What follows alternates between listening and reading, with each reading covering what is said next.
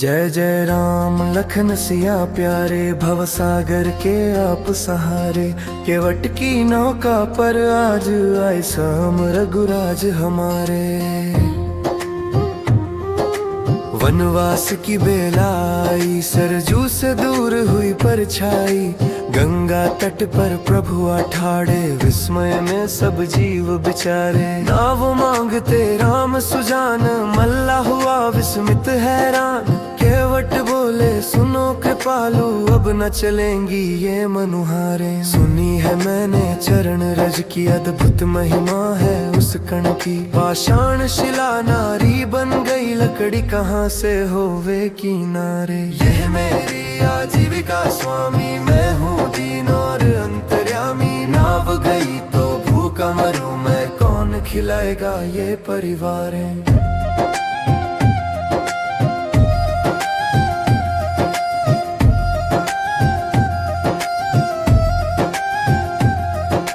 नैया पर न बिठाऊं जब तक, धो न लूं चरण कमल तब तक।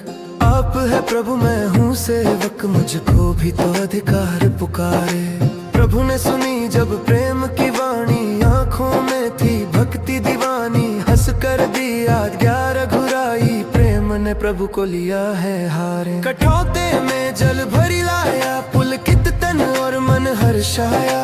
चरण पखारत अश्रु बहे, मिट गए जन्मों के अंधियारे। चरणामृत पी कर वो भोला, जीवन का ताला तब खोला। पार लगा दी नाव प्रेम से, राम हुए मल्लाह के प्यारे।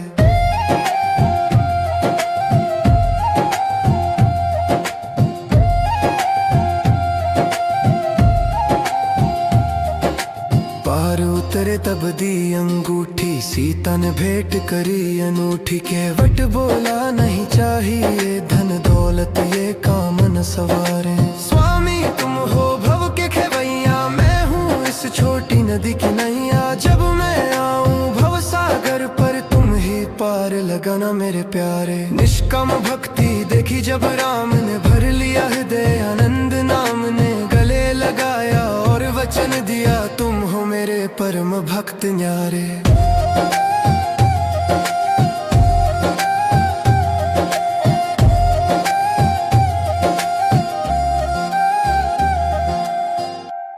केवट और प्रभु राम के इस दिव्य संवाद से हमें तीन मुख्य और गहरी शिक्षाएं मिलती हैं। एक, निष्काम भक्ति और प्रेम की शक्ति। भगवान को पाने के लिए धन, पद या ज्ञान की नहीं, बल्कि शुद्ध प्रेम और निस्वार्थ भाव की आवश्यकता होती है। केवट एक गरीब मल्लाह था, पर उसने अपनी निश्चल भक्ति से प्रभु राम को अपनी शर्त मानने पर मजबूर कर दिया। उसने भौतिक वस्तु के बदले प्रभु से भवसागर पार कराने का वचन मांगा। यह सिखाता है कि भक्ति का मूल्य किसी भी सांसारिक वस्तु से अधिक है। 2, अहंकार का त्याग और विनम्रता। सेवा का अवसर मिले तो उसे अपना अधिकार समझकर विनम्रता से स्वीकार करना चाहिए, न कि व्यापार। केवट ने सेवा करने के बाद कोई भी वस्तु स्वीकार नहीं की। यह दर्शाता है कि सच्ची सेवा हमेशा निस्वार्थ और अहंकार रहित होती है। 3, समानता और सामाजिक सम्मान। भगवान के लिए सभी भक्त समान हैं। केवट ने खुद को राम के समान एक ही व्यापार का व्यवसायी बताकर एक गहरी बात कही। भगवान राम ने उसके इस तर्क को स्वीकार किया और उसे गले लगाया। यह प्रसंग दर्शाता है कि समाज के किसी भी वर्ग का व्यक्ति हो, यदि उसका हृदय शुद्ध है तो वह सीधे भगवान से जुड़ने और सम्मान पाने का अधिकारी है। यह संवाद हमें सिखाता है कि जीवन की सबसे बड़ी उपलब्धि ईश्वर का प्रेम और भवसागर से मुक्ति है, न कि क्षणिक भौतिक लाभ।